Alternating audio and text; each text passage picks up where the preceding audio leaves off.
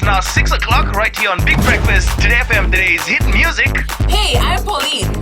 And I'm Alan. Tune in to the Breakfast Show on Today FM with Pauline and I every weekday morning From 6 a.m. to 9 a.m. right here on Today FM, today's hit music. Today FM, today's hit music.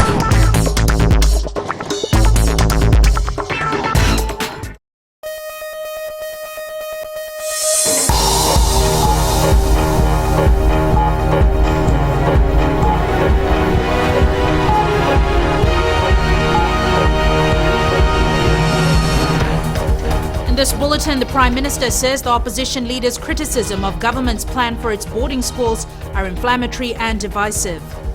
Economists confident of 5% economic growth this year, and 12,000 people have registered for the free medicine program.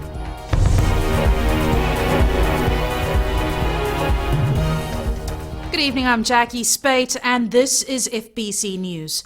Prime Minister Vorenge Bainimarama has assured everyone that their plan to open up boarding schools to maritime and rural students will not pose a threat to the Ithauke community. Bainimarama was responding to opposition leader Rotemu Mukepa's claims that the government's reforms like the one to be implemented in its boarding schools will have far-reaching implications for the future of our children. Akusita Tale reports. Prime Minister Vorenge Bainimarama has reacted strongly to comments by opposition leader Rotemu Mukepa in the Fiji Times. The reported comments by the opposition leader in yesterday's Fiji Times about the government's plan to open up its schools to rural and maritime students display an astonishing ignorance and confirm her unfitness for higher office.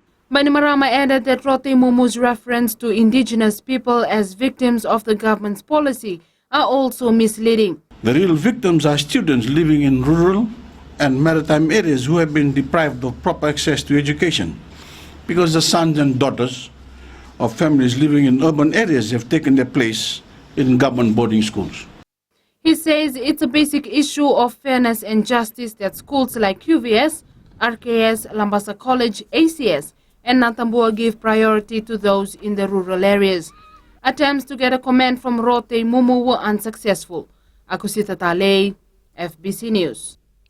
Economist Dr. Chandra Dulare says the economy will grow more than the revised forecast released by the Reserve Bank last week. He says growth last year was driven by finance, insurance and manufacturing. However, this year a lot of other sectors have come into play. Ritika Pratap has more. Construction is one of the sectors that is booming, and it will contribute favorably towards economic growth this year. While the Reserve Bank has forecast a revised growth rate of 4.3%, economist Dr. Chandra Dulare is more ambitious, forecasting a 5% if not more growth. We've got more sectors growing as opposed to last year, and that coupled with a very expansionary budget, and I think that will lead to much more than 4.3%. The Fiji National University economist says the government's policies towards development and higher expenditure, budgeted for 2015, incorporates the revised forecast. I'm looking at the forest, not the trees at the moment. In a macro level, I think the fundamentals are right, and the government is in fact trying to work towards higher growth. It's very clear from the budget and from the government's public expenditure. If Fiji achieves 4.3% growth, this will be Fiji's 6th consecutive year of positive growth and 3rd consecutive year of growth above 4%. Well, I mean, Fiji had the capacity to grow strongly around 4-5% for a long time. But it seems that governments in the past did not have the will to do it. Consumer spending is strong, very strong, and I think that is one of the things that is leading growth, investment and consumer spending. Those are the two things which are... some people might say that if people are spending too much, if consumption is too high, it may lead to inflation and so on and so forth. But that isn't a danger in Fiji. Most sectors of the economy are expected to contribute to the greater than forecast growth. Ritika Pratap, FBC News. The free medicine program was officially launched today with more than 12,000 people already registered. 72 different medicines will be available, covering a number of ailments from non-communicable diseases to the common cold. Maggie Boyle tells us more. Assistant Minister for Health Veena Bhatnagar today launched the Free Medicine Initiative after a delay of about 4 months. The launch formalises the partnership of 49 private pharmacies involved in the programme, in addition to public health clinics and hospitals. More than 100,000 registration forms has been distributed to all the health facilities throughout Fiji. But currently 12,209 completed forms have been sent to the headquarters, out of which 3,234 from the Central Division, 7,199 from the Western Division, and 1,776 forms have been received from the Northern Division. And of course, our team, they're working like day and night to fast track. Bhatnagar has also confirmed that currently all medicine under the program is being dispensed manually, with each pharmacy required to have their own register. Reconciliations are scheduled on a monthly basis with the government pharmaceutical services. We will still have to install our software, upgrade, but that will take a little bit more time. But actually now when the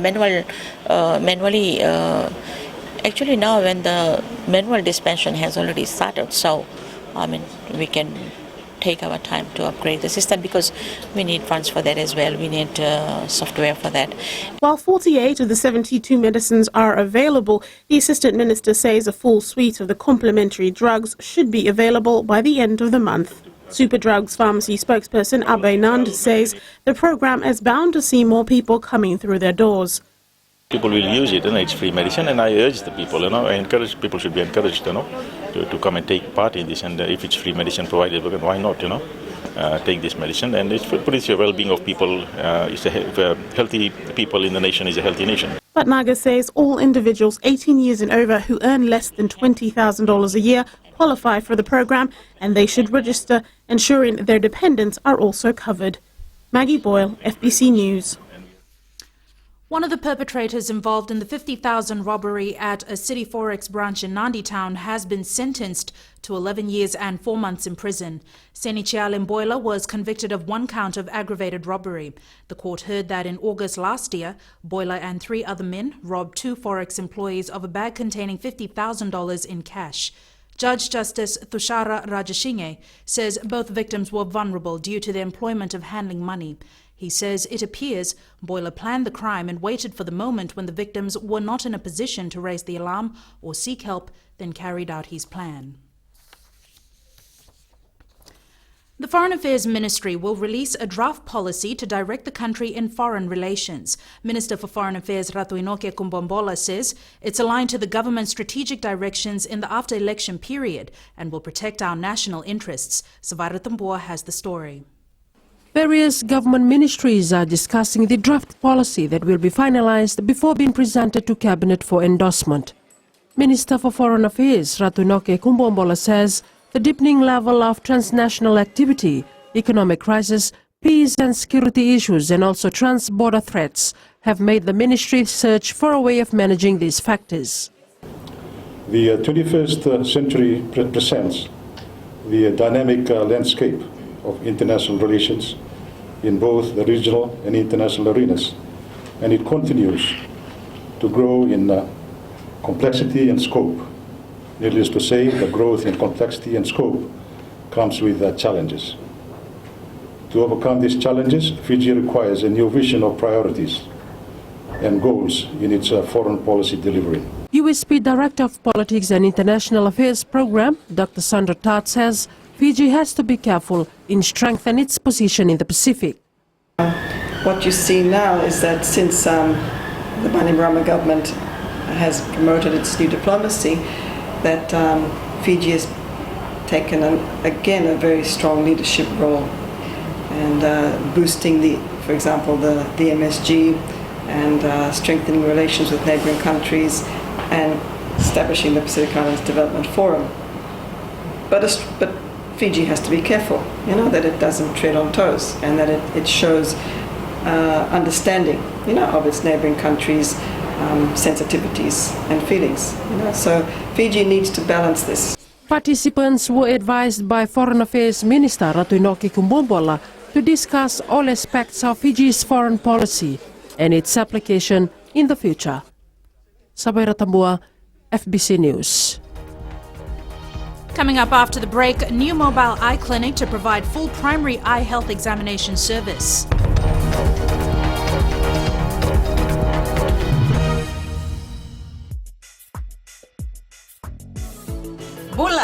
Bula FM nambandua na serena iwan siningaw na nibawatara ni sibiti ko bekianda na diwa en na tini na miniti na may pakuriti wala bengrabe na nantang nonongo kanda na dapat ko anin runa kaloko en ay kabenden debo bili na tayo wali ni may dapat ko na wani matakabo kan lebi sarati ko na bisera talio ni na namaka do batat ko may kina na kinan daw ro ko di kanamaki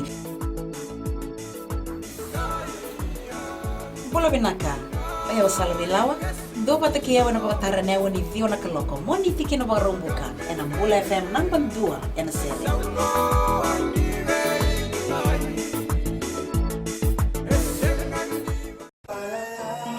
Gold FM, only the classic hits. Beautiful song from the group Firehouse and When I Look Into Your Eyes. Before that, you heard from Smokey Robinson with One Heartbeat. We'll take a short break and join us in the next hour for more music from Seal.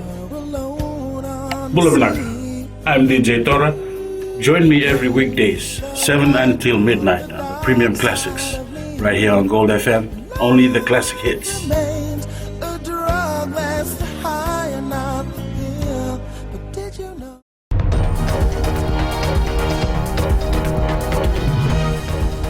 Welcome back. This is FBC News. There have been no arrests to date in the spate of robberies that occurred over a month ago in Baulevo, Nausori.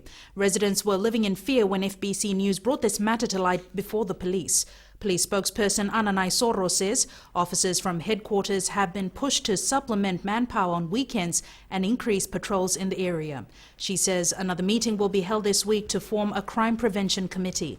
Naisoro also told FBC News a team of investigators was deployed to attend to the break-in reports. FBC News had also questioned why the police post was left unattended at times. The police say they will change how they attend to reports and will ensure that the post is never left vacant. The Multinational Observer Group has concluded political parties had enough access to the media to enable voters to make an informed decision on election day. This is after a majority of the parties had claimed some media outlets were biased during the 2014 general election and did not give them ample opportunities to project their views. MOG further states the coverage of the electoral campaign in the final weeks before the election included instances of both neutrality and partiality among the local media.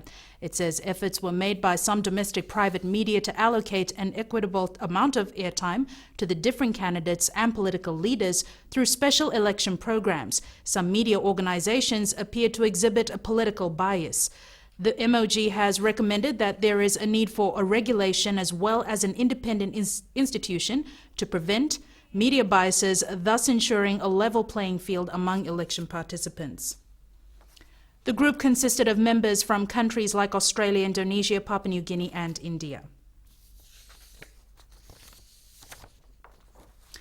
Police will be vigilant in maintaining law and order at the Coca-Cola Games in Suva next week. Chief of Operations ACP Rusiate Tundravu has sent a strong warning to school students, all scholars, parents and teachers not to take the law into their own hands. Ali Kimbia has more.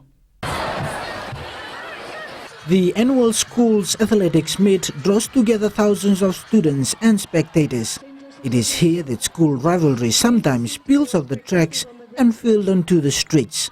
Police Chief of Operations ACP Rusiati Tunrabu says they will be monitoring movement very carefully over the two-day competition.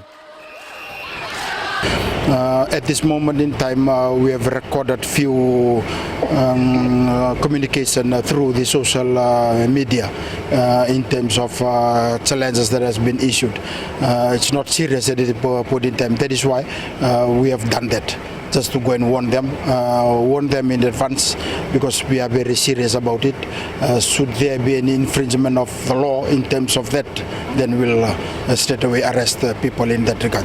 Tunravu says They've also mapped out their plan to help nightclub owners keep minors out of the nightclubs after the games. We all understand that during Coca-Cola games and other school breaks, students would like to come and enjoy and just walk around in the city of Suva. So we have police officers that will be vigilant and on patrol, just to look at other the areas that they will be students will be trying to go and enjoy themselves, and of course will also be present at the nightclubs just to oversee our stakeholders there in trying to observe the entrance of our students into the various nightclubs throughout the city. As organizers and athletes prepare for the biggest school sporting event of the year, police are appealing for everyone's cooperation to ensure the students and the public enjoy the games in a safe environment. They also want to keep the rivalry on the track and ensure that everyone goes home accepting the results. Ali Kibia, FBC News. The World Health Organization estimates that approximately 1 million people commit suicide every year. Here in Fiji, 118 lives were lost to suicide in 2014.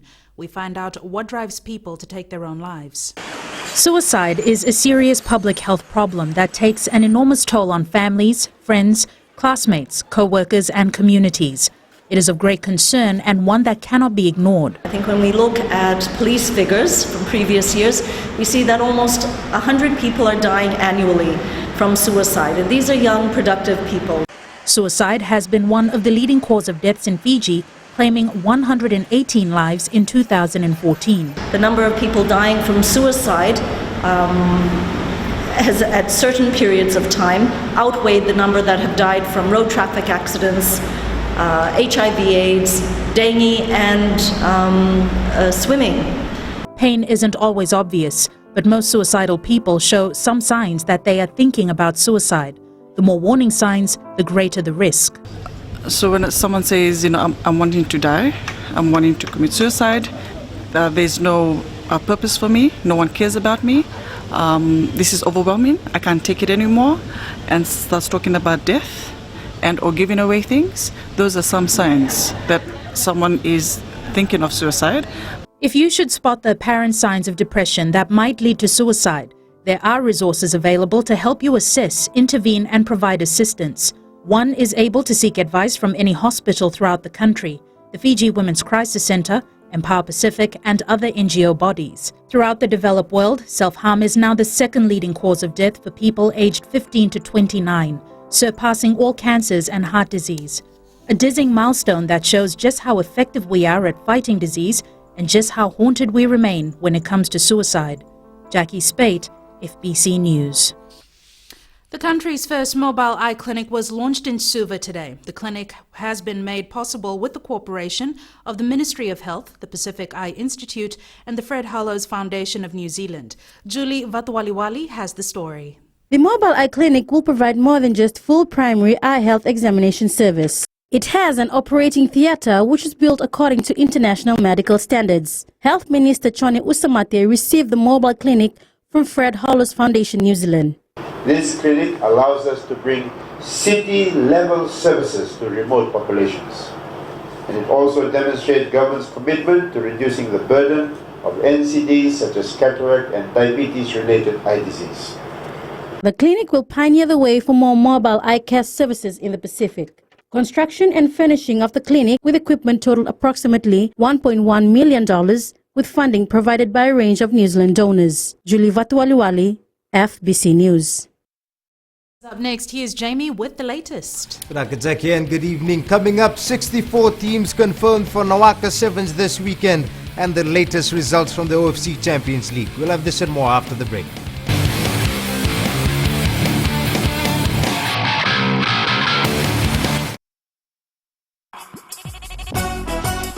छू छू छू हे हे नमस्ते Fiji, आपकी हर एक problem की दवा लेकर मैं आ गई हूँ 9 से 12 बजे तक आपकी सहेली रेनू। छू छू छू 40 में 20 का दिखना है। मैं हूँ ना आपके साथ में मिर्ची एफएम पर 9 से 12 बजे तक मंडे टू फ्राइडे। मिर्ची, it's hot.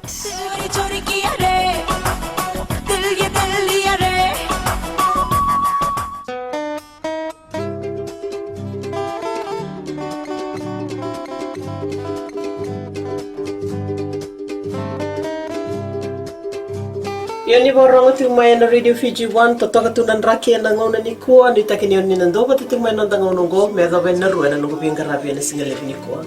Ni sangula vinaka oya wana kamana langi na makia na vi mataka mai na diwa kina rua na vi singale mai na moni tikina borong buka na Radio Fiji 1 nando mai viti bonga ni vi aniano.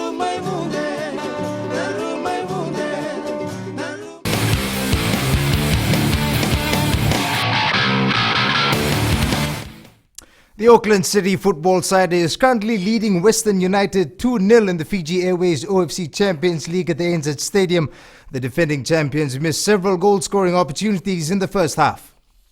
Okay, he's able to turn, and a great ball for the overlapping Iwata. He squared it and cut out, but again that danger from that Japanese left back. Bilen comes in support and a beautiful ball. Here's De Vries. And a tremendous save by Pratiko. Great work from Bilen there. Good chip. White's on side. Magnificent finish. Cuts it back. And the defender against the bar. And my goodness, what a terrific finish from Gustavo Suto. That match is currently in the second half and will be followed by the clash between Suva and Amikal at 7 p.m. Meanwhile, Mbai is currently leading Lupe Olesoanga 3-1 on a wet Govind Park in their Pool A class. Saulawanga scored a hat-trick of goals as the men in black chased their second win in the competition after beating Geita last weekend. On the broadcast touchline side, turned away beautifully, then plays it through, and this time Solawanga has broken the deadlock in the 30th minute of play. Looking for Solawanga, out comes and Solawanga with a chance, and Solawanga has a mistake by Ted C. Covey. And Lindenboom to Malakai Tiwa. Tiwa turns and drives, and Ted Siwoki following through again. Solawanga gets his hat-trick, and in the 5th minute of play, that match will be followed by the clash between ASP Ray and Geita at 7 p.m. Meanwhile, heavy rainfall had threatened to disrupt the clash between Bai and Lupe Olesoanga at Govind Park this afternoon. The match was scheduled to kick off at 4:30 but was delayed by half an hour as organizers waited for the water to drain off the pitch. The game eventually got underway at 5 p.m. 8 teams have been turned away from competing at the 28th Fiji Bitter Nawaka Sevens in Nandi this weekend. Only 64 spots were open for registration at the 2-day competition, yet organizers were overwhelmed by the response from teams wanting to participate. Salen Daudakadaka reports. The Fiji Bitter Nawaka Sevens recorded a large number of registrations for this weekend. For those teams that had to be turned away, a slight chance remains that they can still compete. We had to turn some team back when our deadline ends at it was 4 p.m. last Friday. The total of 8 teams been turned back, but we crossing our fingers that we can still come and participate since more teams are also claiming the refund that they won't be participating in this 28th Fiji Bitter Nawaka Sevens. Nambo is calling on all teams to prepare well, as national selectors will be on the sidelines during the tournament to scout for talent.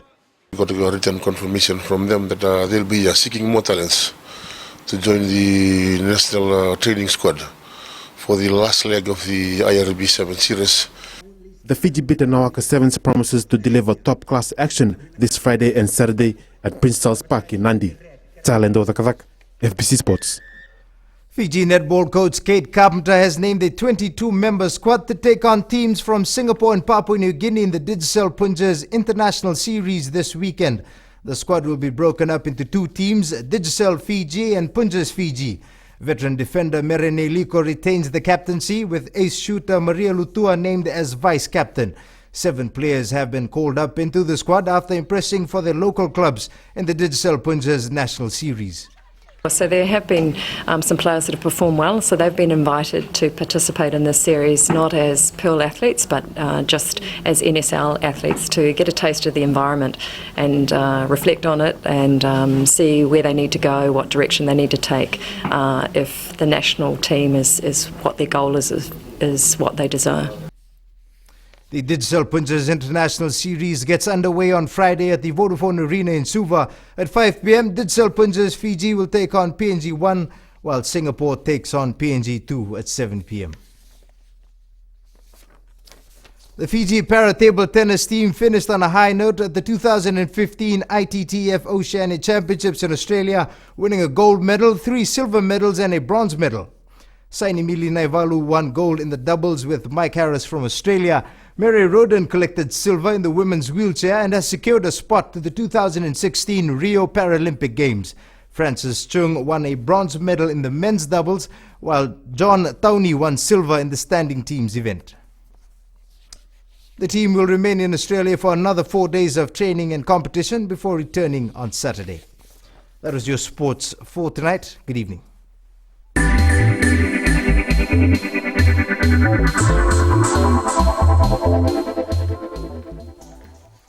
Fiji Airways and Air Vanuatu are now offering customers codeshare access on flights between Fiji and Port Vila.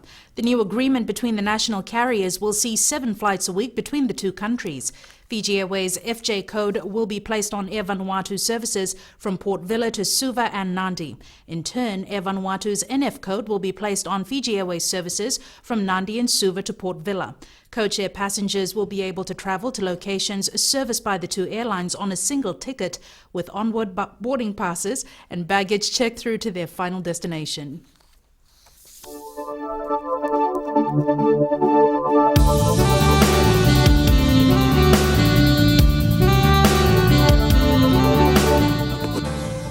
Generally cloudy conditions with occasional rain prevailed over most parts of the country today, and occasional thunderstorms were reported. The cause of this stormy weather lies with the trough of low pressure stretching from the Solomons southeastwards over Vanuatu and Fiji. Maximum temperatures were in the 30s, with Savu and Lambasa hitting 33. The forecast midnight tomorrow calls for showers, occasionally heavy at times, and scattered thunderstorms. The rain should ease off later in the day. Thursday's outlook, brief showers over most places. And looking at our headlines again, Prime Minister Vurenge Bainimarama says opposition leader Rote Mumukepa's criticism of government's plan to open up its schools to rural and maritime students are inflammatory, divisive, and a threat to national unity. More than 12,000 people have registered for the government's free medicine program, which was officially launched today, and one of the accused persons who robbed the City Forex foreign exchange branch in Nadi last year has been sentenced to 11 years and 4 months imprisonment. Here's our poll question for this week. We're asking, are the services of public service vehicle providers satisfactory? Visit our FBC website to take part. Remember, you can send us newsworthy pictures and videos on email citizenseyes@fbc.com.fj or share it with us via Facebook page FBC News. And if you're on Twitter, follow and tweet us your news tips at FBC_news or simply hashtag FBC News. That's our news for tonight. Join the team again tomorrow. Bye for now.